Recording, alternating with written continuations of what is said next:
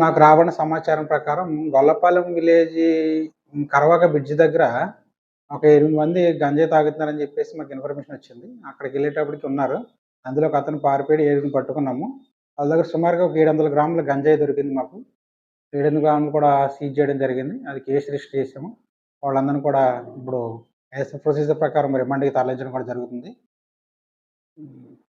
నేను Malkipuram police station ఎస్ఐని. Doctor BR Ambedkar Konaseema district Razole circle అండి.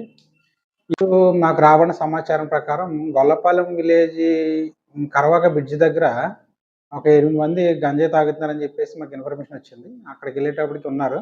అందులో ఒక అతను పారిపోయాడు. ఏడుగురిని పట్టుకున్నాము. వాళ్ళ దగ్గర సుమారుగా ఒక 700 గ్రాముల గంజాయి దొరికింది మాకు. 700 గ్రాములు కూడా సీజ్ చేయడం జరిగింది. అది కేసు రిజిస్టర్ చేసాము.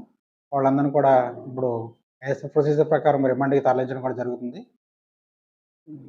ఏడుగురు ముద్దాయిల్ని పట్టుకున్నాను కానీ కేసు రిజిస్టర్ చేసినందుకు చాలా బాధపడుతున్నాను. ఎందుకంటే గంజాయికి బానిసలైపోయి హ్మ్.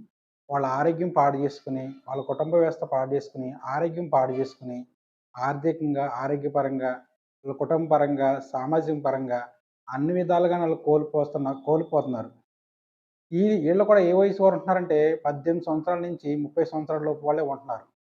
ఇది ఏంటంటే ఇది మా ఇంటికి సంబంధించిందో, లేదా మా గ్రామానికి సంబంధించిందో, మా జిల్లాకి సంబంధించిందో అని అనుకోవద్దండి ఇది. మన దేశానికి సంబంధించిన సమస్య ఇది.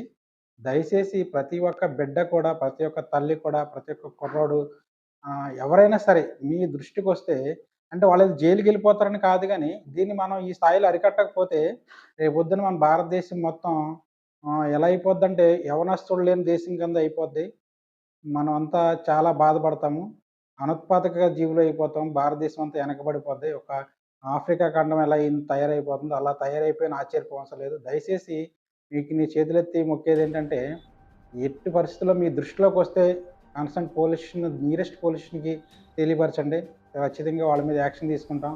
అంటే యాక్షన్ తీసుకోవడం అంటే ఆళ్ళ మీద కేసులు కట్టేయడం కాదు. వాళ్ళ యొక్క స్థితిని బట్టి కౌన్సెలింగ్ ఇవ్వడం, ఎడిక్షన్ సెంటర్‌లోకి తీసుకెళ్ళి వాళ్ళని డీ అడిక్ట్ చేయించడం.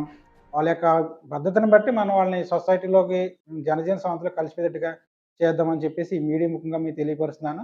మీరంతా కూడా సహకరించండి. మన సమాజాన్ని, మన దేశాన్ని మనం ముందుకు తీసుకెళ్దాం. ఈ గంజాయి ఏదైతే మత్తు పదార్థ బానిసలవుతున్నారో వాళ్ళందరిని కూడా వాటి నుంచి మనం దూరంగా పంపి మంచి సమాజాన్ని నిర్మించుకుందామని మీడియా ముఖంగా తెలియపరుచుకుంటున్నాను.